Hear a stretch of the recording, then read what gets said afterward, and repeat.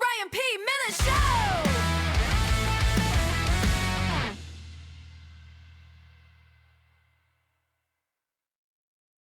Hello, and welcome to the first episode of the Ryan P. Millette Show. I'm really excited to be here with you today. In this episode, we're going to talk about crossing safely in front of a school bus. But first, I wanted to start with a little trivia. Ready? Okay. What was the first version of a school bus called? I'll say it again. What was the first version of a school bus called? At a New York bus stop, this video shows a sixth grader getting off the bus right as a driver blows through a stop sign. That driver careens around the bus, nearly hitting the child. It happened in Albany County, New York. The 12-year-old knew his life was in danger. I saw it, and first thing I was thinking of was just running. Whoever almost hits a kid with anything, they'll stop and say, "Hey, are you okay?" But he didn't, and I was shocked.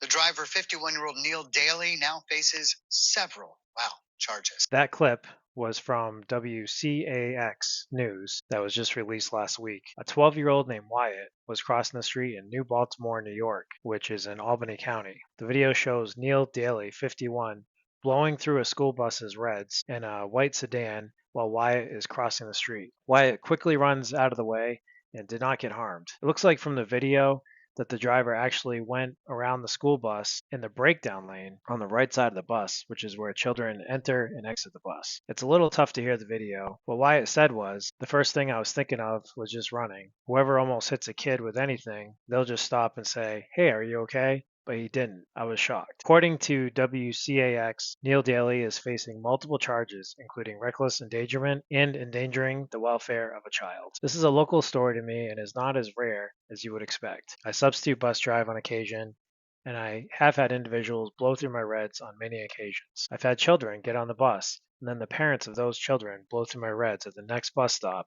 in a hurry to get to work. For many children that do cross the road to board or exit the bus, it's often one of the most dangerous points in their day, and it's often very overlooked and not taken seriously. So I wanted to highlight how important it is to cross in front of the bus in a safe manner. The process of safely boarding a bus is, first, you wait for the school bus to stop. Only approach the bus after it comes to a complete stop and the driver opens the door. When the door of the school bus opens, the reds of the school bus will engage.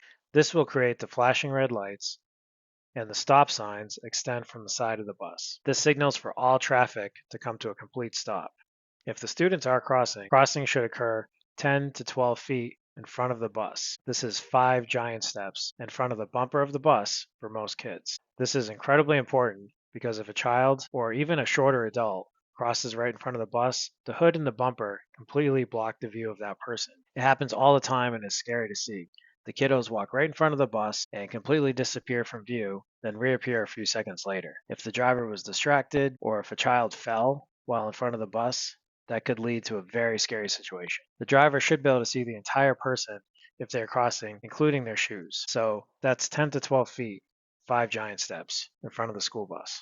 The child should always make eye contact with the bus driver and let the bus driver cross them. The bus driver will use hand signals to indicate when it's safe to cross. The reason it is incredibly important to make eye contact with the driver is the bus is blocking a lot of the view of the road. The driver can see traffic much better in both the front and behind the bus using the large side mirrors. The student then waits for the driver to signal them to cross and maintains eye contact so the driver can let them know if there is an issue. The driver may signal them to stop or return to where they came from. It's common to have students not crossing properly. The worst offenders of this are middle schoolers and high schoolers. Many of them are actually looking down on their phones while they're crossing. Parents also take their own initiative, not working with the driver, and this is also very unsafe.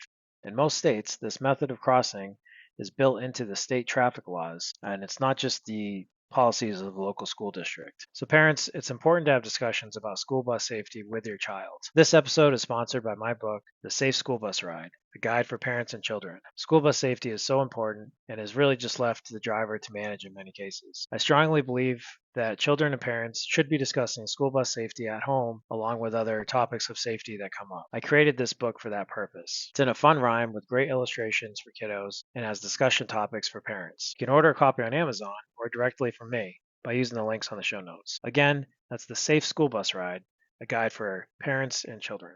School buses are built to be 70 times safer than a car when involved in a vehicle accident. But when our children are boarding and exiting the bus, it's often the most dangerous part of their day. Children and parents are often not as aware of risks and safety rules of a school bus as they should be. Do you or your child know where the blind spots of a bus are? Or where you should walk to be seen by the bus driver? Or what do in a school bus emergency? Or how to safely cross the street in front of a school bus? A Safe School Bus Ride was written to give both parents and students a knowledge to build safe habits around their school bus. Let's keep these kids safe. Pick up your copy today. It's the Ryan P. Miller Show. Let's go!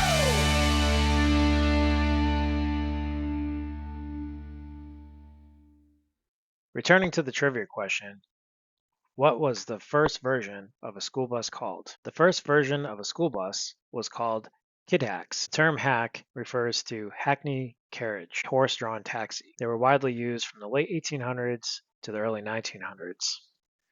As for the design of the kid hacks, early models were open air, later having covered tops to protect children from the elements.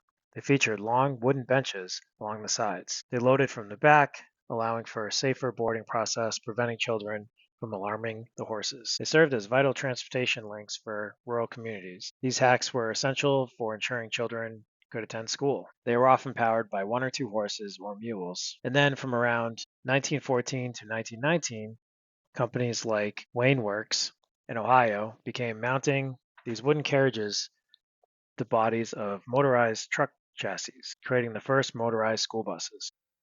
Thank you for listening in today to the Ryan P. Mallett Show. Come what may. If you liked what you heard, please subscribe, leave a review, and share the vibe. We'll see you next time. Hope you're doing well. Until then.